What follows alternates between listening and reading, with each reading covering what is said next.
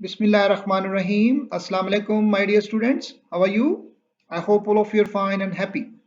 Today we are going to attempt another explanation of poem 10, The Hollow Man.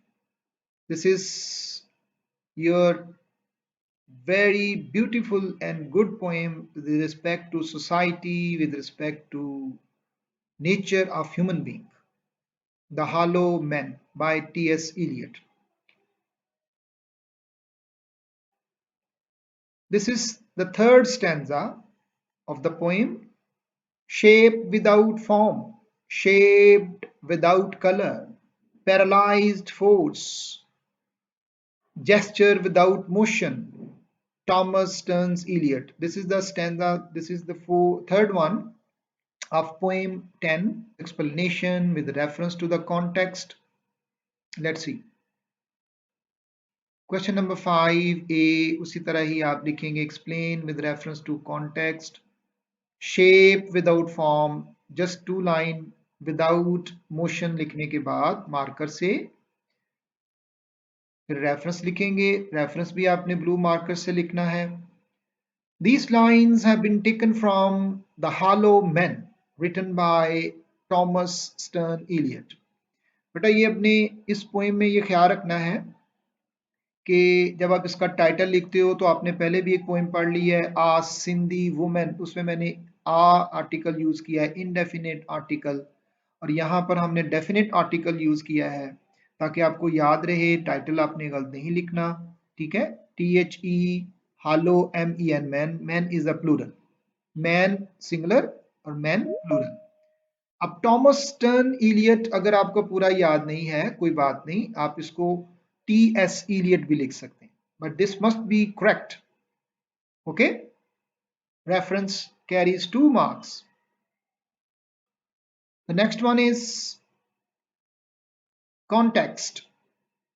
In this ironic poem is so many, ironic होता है sarcastic, चुभने वाली, तंजिया. The poet has criticized that the modern men, again यहाँ देखिए मैंने use किए बेटा the modern men use किया हुआ plural, are devoid of wisdom, sagacity, passion, truth and love. Devoid of होता है without, ठीक है, के बगैर. Wisdom अकल, जहानत, sagacity इसका मतलब भी जहानत होता है, पैशन जज्बात, ट्रूथ सच्चाई एंड लव. जो मॉडर्न मैन है वो उसको तनकीद का निशाना बनाते हुए TS इलियट ने कहा कि वो इन चीजों से बिल्कुल मुबर्रा है, उसको इन ये चीजों की परवाह ही नहीं है. दे हैव बिकम सोललेस, उनके अंदर रूह तो है लेकिन वो रियल सोललेस है, जिसमें जज्बात हो, जिसमें अकल हो, जहानत हो, वो उसके बगैर है. They try to depend upon each other, वो अपने जैसे लोगों को साथ जो है उन तलक रखते हैं. But they cannot make a society, a real society, वो एक अच्छी सोसाइटी जो है, जो एक वेलफेयर सोसाइटी है, वो नहीं डेवलप कर पाते, ठीक है, जिसमें सबको फायदा हो. The poet says that they are hollow, selfish and slave to their unlimited desires. अब ये जो लोग होते हैं ना, ये खुद गर्ज होते हैं और ये इनकी जो ख्वाहिशात हैं वो अनलिमिटेड होती हैं, लामहदूद, हर चीज को खाने की, हर चीज को हासिल करने की कोशिश करते हैं. वो ये नहीं देखते हैं कि इसके करने से हमें दूसरों को कितना नुकसान पहुंचा रहे होते हैं. They want to get everything by all means, हर तरह से रूल्स को पामाल करते हैं, रिश्वत देते हैं, एक दूसरे की सिफारिश करते हैं, लोगों का हक छीन लेते हैं, वो अपनी ख्वाहिशात की तकमील के लिए कुछ भी कर जाते हैं. The poet regretfully admits that the departed souls will not remember us as lost, violent soul, but just as puppet, hollow from within. उस पोएम के आखिर में टीएस इलियट ने कहा कि कुछ लोग ऐसे जालिम दुनिया में गुजरे हैं जिन्होंने अपनी ख्वाहिशात को पूरा करने के लिए, मुकम्मल करने के लिए इतना खून खराबा किया, ब्लड शेड किया और हर चीज को पमाल करके उन्होंने अपनी सल्तनत को बड़ा किया. अगर हमें ये जो लोग याद आते हैं तो ऐसे जब हम इन्हें याद करते हैं तो हम कहते हैं चंगा, क्या तुम चंगेज खां बने हुए हो, क्या तुम हलाकू बने हुए हो, तो हमें क्या जेन में आ रहा होता है, बर्बरियत जेन में आ रही होती है, जुल्म तशद्दुद उनका जेन में आ रहा होता है. हम ये जब वर्ड यूज करते हैं कि तुम ऐसा क्यों कर रहे हो, तुम उस पर जुल्म क्यों कर रहे हो? तुम जुल्म की जगह पर उससे क्या कहते हैं? तुम क्या चंगेज खां बने हुए हो, तुम क्या हलाकू बने हुए हो, छोड़ो उसको। But just as puppet hollow man, वो कहता है कि अंदर से खाली थे। दे हैव फिजिकल शेप, उनकी बॉडी इंसानों की तरह थी, but inside there is nothing, अंदर से बिल्कुल वो खाली थे। उनके अंदर जो था ना, वो कहता है स्टफ थे, शैप पड़ा हुआ था, तिनके भरे हुए थे। They have lost real creativity of human beings. Real creativity वो होती है जिसमें हम दूसरों का ख्याल रखते हैं, जिसमें हम वेलफेयर करते हैं, ठीक है, सिर्फ अपना ही पेट नहीं भरते जाते। They have not true believe in higher values of life. अब ये जो हायर वैल्यूज हैं, इखलाकी कदरें हैं, ये इसके लिए दुनिया में देखें 1,24,000 पैगंबर आए। अल्लाह ताला ने इंसान को समझाने के लिए कितनी बातें, कितनी कहानियाँ, कितनी चीज़ों से हमें आशनास कराया कि ये चीज़ें लर्न करें, ये सीखें। ऐ इंसान, तुम इतने ज़्यादा लालची, इतने ज़्यादा जालम, इतने ज़्यादा ढीठ मत बनो कि तुम्हें तुम्हारे अंदर से रूह ही जो है इंसानी की वो ख़त्म हो जाए। तो कॉन्टेक्स्ट में उसने बताया है कि इस पोएम के अंदर उसने किन किन लोगों को क्रिटिसाइज किया, किन किन को उसने तंज किया। अब नेक्स्ट हम देखते हैं एक्सप्लेनेशन में। In these lines, the poet, in his spontaneous overflow of powerful feelings, portrays a miserable picture of the hollow man. एक बड़ी काबिले रहम उसकी हिपोक्रेसी जो है, जैसा वो दिखाता है वैसा वो करता नहीं है, जैसा वो शो करता है वैसा वो नहीं है। तो ये उसकी बड़ी मिजरेबल किस्म की कंडीशन है। The hollow man's shape is without a form. They are deformed spiritually and physically. अब deform का मतलब होता है बिगड़ी हुई शक्ल। उसकी जो बिगड़ी हुई शक्ल है वो कौन सी है? ना तो उसकी स्पिरिचुअलिज्म, ना उसकी रूहानियत ठीक है, ना उसकी अखलाकियात ठीक है, और ना ही उसकी शक्ल ठीक है। फिजिकली, जिस्मानी तौर पर भी वो डीफॉर्म है। They do have shape but they have not proper form. उसकी शक्ल तो इंसानों की तरह, लेकिन उसके करतूत इंसानों की तरह नहीं है, ठीक है, वो उसकी प्रॉपर फॉर्म नहीं है जिस तरह को उसे होना चाहिए था। अनडाउटेडली, इसमें कोई शक नहीं, they have proper structure of body but they have no souls of true passion। उसकी जिस्मानी शक्ल तो ऐसी ही है जैसी वो नजर आ रही है, लेकिन but they have no souls of true passion. वो जज्बात जो एक इंसान के होने चाहिए, दूसरों का ख्याल रखना, काइंड, लविंग, सिंपैथेटिक, वो उसमें नहीं है। इसलिए वो जो है वो उसकी जो स्ट्रक्चर है वो डीफॉर्म्ड है। अब यहाँ पर पोइट ये भी उसे कह रहा है, they are just caricature, cartoon निगार है, वो इंसानों का कार्टून है, यानी उसकी बिगड़ी हुई शक्ल है, और स्केचेस या वो उसकी ड्राइंग है सिर्फ, असल में वो इंसान नहीं है।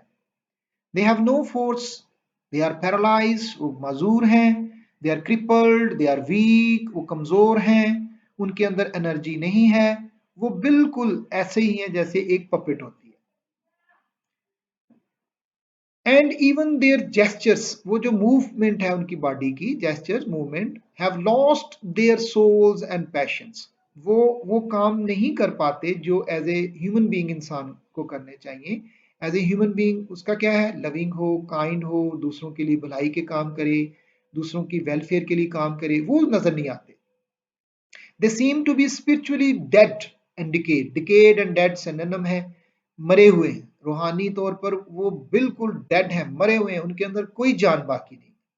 दे पोज, वो एक्ट करते हैं, पोज मीन एक्ट, दिखावा करते हैं, टू डू समथिंग, कि वो कुछ कर रहे हैं लोगों के लिए, नारे लगाते हैं, बातें करते हैं, वादे करते हैं। But their gestures are motionless and still. लेकिन वो सारे मरे हुए, उनके एक्शन के रिजल्ट्स कोई नहीं होते। उन एक्शंस के अंदर इस तरह की कोई चीज नहीं होती कि लोगों तक वो रसाई हो। वो वादे करते हैं, झूठे वादे करते हैं, बातें करते हैं, और रियल जो एक्शन है वो परफॉर्म वो नहीं करते। द ट्रेसपास, वो अपने मकसद की खातर लॉ, कानून को भी पामाल कर देते हैं। ट्रेसपास का मतलब है पामाल कर देना, तोड़ देना, रोन देना। To get their own interest, अपने मकसद की खातर, अपना पेट भरने की खातर वो कानून को तोड़ देते हैं, सिफारिश करते हैं, दूसरों का हक छीन लेते हैं। They have neither souls nor body, ऐसे लोगों की ना कोई रूह है ना कोई जिस्म है। They don't have the real spirit and strength, इस तरह उनकी ना ही कोई असल किस्म की रूह है, ना उनकी कोई ताकत है। ये ताकत वो इंसानियत की, जो अच्छे इंसान की ताकत होती है, वो उनके पास नहीं होती है। They are the hollow man, वो क्या है, खोखले हैं, बिल्कुल अंदर से, मियर शैडोज, वो साया की तरह है, जैसे साये में कोई नहीं ना होता, इसी तरह वो मियर मतलब महज, only. They are dead. They live in the world which is not real. They are completely passive and inactive. They are unable to do any useful activity of life. Any useful activity of life का मतलब ये है कि उसकी जो performance है उसके अंदर लोगों के लिए वेलफेयर नजर आनी चाहिए, लोगों के लिए हमदर्दी नजर आना चाहिए, उसके अंदर जो सेल्फिशनेस है वो नहीं होनी चाहिए, वो जो काम करे वो दूसरों की भलाई के लिए करे।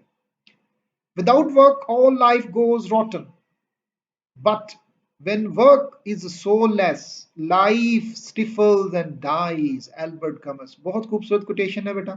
जब काम ऐसा होगा कि दूसरों की खातिर नहीं होगा, ऑल लाइफ गोज रॉटन, तो तमाम जिंदगी की खूबसूरती बदबूदार हो जाएगी। रॉटन मतलब गल सड़ जाना, बदबूदार हो जाना। But when work is solace, solace का मतलब वही पीछे हम कर चुके हैं कि उसके अंदर सिंपैथीज नहीं है, उसके अंदर लव नहीं है, उसके अंदर काइंडनेस नहीं है, उसके अंदर वेलफेयर नहीं है, तो दिस वर्क इज सोलेस, रूह के बगैर है।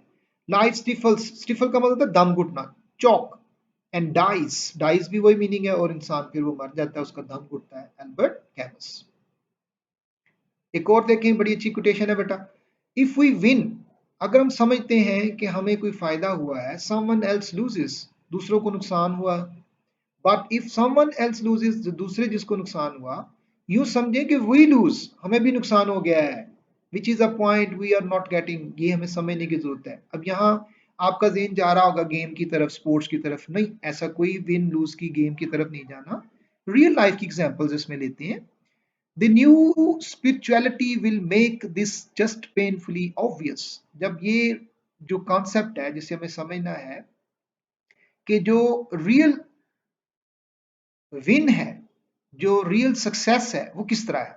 इसकी एग्जांपल यूं है कि फॉर एग्जांपल अगर आप किसी बुक शॉप पर जाकर 10 बुक्स खरीदते हो, और वो जो बुक सेलर है, बेचने वाला, वो उन 10 किताबों की कीमत इतनी लेता है कि आप उसमें 12 किताबें खरीद सकते थे। अब वो जो बुक सेलर है वो समझता है कि मैंने प्रॉफिट कमा लिया है, मैंने इसको धोखा दे दिया है, इसको पता ही नहीं चला, तो वो बड़ा खुश है। वो अपने आप को क्या समझ रहा है, विनर, हालांकि वो लूजर है। किस तरह? अब जिसने बुक्स खरीदी हैं 10, वो उसकी जगह पर 10 भी खरीद सकता था, लेकिन उसने पैसे इतने ज्यादा उसे दे दिए कि अब वो उसकी कुछ ख्वाहिशात कम हो जाएंगी। वो जाते हुए वो कपड़े की शॉप जो है वहां से कोई सूट नहीं लेगा, कोई शू वाली दुकान से शू नहीं खरीदेगा, कोई खाने वाली चीज नहीं लेगा, कोई फ्रूट नहीं खरीदेगा, वो बहुत सारी चीजों को माइनस कर देगा क्योंकि उसके पास पैसे कम हो गए। अब जब उसके पास पैसे नहीं है जो कि डिस्पर्स होने थे, तो वो दूसरों तक नहीं पहुंचे। ठीक हो गया? अब जब वो दूसरों तक नहीं पहुंचे, तो वो जिनके पास पहुंचने थे उसने उन्होंने भी कुछ चीजें खरीदनी थी, तो वो भी नहीं खरीद पाए।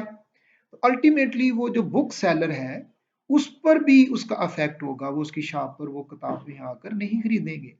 इसी तरह जो कपड़े की दुकान है वो अगर ऐसा करे, खाने पीने वाली चीजों का करे, रेस्टोरेंट वाले ऐसे करें, जितनी भी आप देखते हो शॉप्स, वो सारे अगर ये समझें कि हम प्रॉफिट ज्यादा कमाएं और दूसरा ना कमाएं, तो अल्टीमेटली वो जो नुकसान है वो उसका भी हो रहा होगा। ठीक है?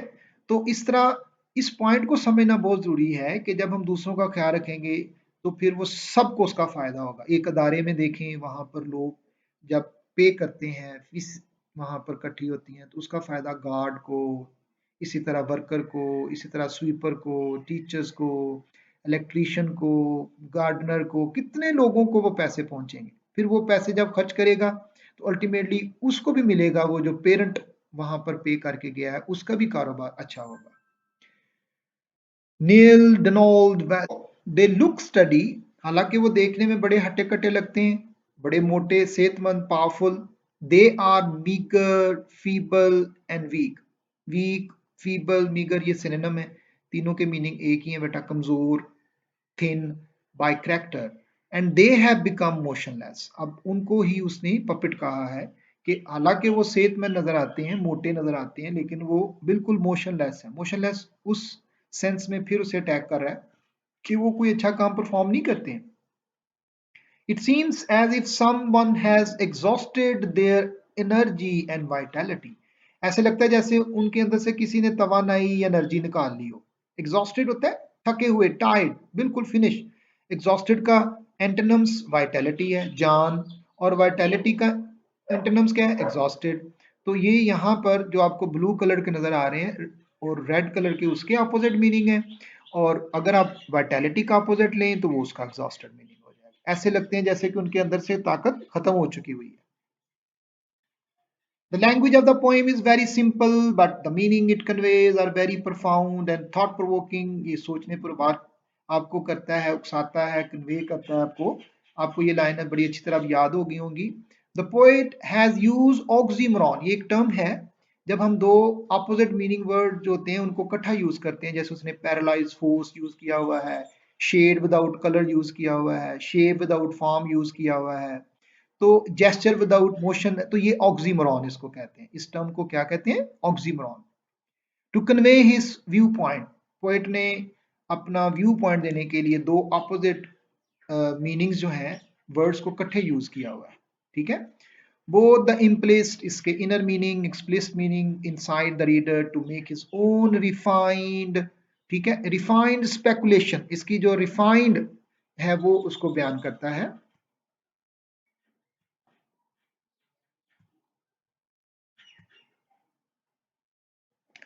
The language of the poem is very simple, but the meaning it conveys are very profound and thought provoking. I think you have learned these lines. The poet has used oxymoron to convey his viewpoint. Oxymoron वही एक term है, एक literary term है जिसमें हम दो opposite meaning रखने वाले लफ्जों को इकट्ठा इस्तेमाल करते हैं। जैसे उसने यूज किया paralysed force, gesture without motion, ठीक है, शेड विदाउट कलर, और ये जितने भी वर्ड्स उसने यूज किए हैं ये अपोजिट मीनिंग रख रहे हैं। ठीक है। Inside the reader to make his own refined subtle speculation and reflection imagination. ठीक है। इसमें हम जो वर्ड यूज करेंगे दो, वो कौन से होंगे? इसमें हम इमेजिनेशन यूज नहीं करेंगे क्योंकि ये कोई नेचर, कोई लैंडस्केप, इस तरह की खूबसूरती नहीं बयान कर रहा, वो हमें सोचने पर मजबूर कर रहा है। स्पेकुलेशन मीन सोच विचार करना। और दूसरा जो वर्ड हम लेंगे वो लेंगे कंसिडरेशन। कंसिडरेशन इसलिए लेंगे कि यहाँ पर हमारे लिए वो एक तरजीहात है कि हमने जिंदगी में कैसे काम करना है, हमने सोचना है, इसको समझना है। ठीक है। रिफ्लेक्शन भी यूज कर सकते हो, speculation and considerations. Note if reference is incorrect no mark will be credited. ये बात आपको अच्छी तरह याद हो गई है कि अगर आपका रेफरेंस ही बेटा गलत हो जाता है तो फिर एग्जामिनर आगे क्वेश्चन को चेक नहीं करेगा। The hollow man by T S. Eliot, ये कुछ मीनिंग है। Stuffed, meaningless, insignificant, nothingness, profitless, जिसमें कोई फायदा ना हो। Headpiece, mind, intellect, intelligence, brain, उसकी दिमाग, अकल। स्ट्रॉ, तिनके, trifle, husk, chaff, hay. Whisper, murmur करना, मटर, स्पीक जेंटली, ठीक है, खुसर पुसर करना, बातें करना आहिस्ता। क्वाइट, खामोश। Faint, hush, still. सेलर, वो गोडाउन, वो स्टोर होते हैं। Bunker, basement, ladders. Paralyse, weak, important, disabled, crippled, insensible, debilitate, weak form, ठीक है, कमजोर। Gestures, movement, motions, sign, nod, beckon, signal, ये सारे इसके मीनिंग है। इशारा करना, और मोशन का मतलब भी वही होता है, इशारा करना, movement, signal, sign, nod. Violent, झगड़ालू, बिलिजेंट, कम्बैटिव, लड़ने वाले, कोलसम। और एक अच्छा लफ्ज है, याद रखें, सिनोनिम, कैंटेंक्रस, ऐसा जो हर वक्त लड़ता रहता है। I hope you have got the idea about this stanza, and if you still have any question, put your question in comment box. और उसको अभी आपने जो सब्सक्राइब भी अभी नहीं तक किया हुआ तो सब्सक्राइब भी कर लें ताकि आप आइंदा जितनी भी एक्सप्लेनेशन है वो आपको मिलते रहें। Thank you.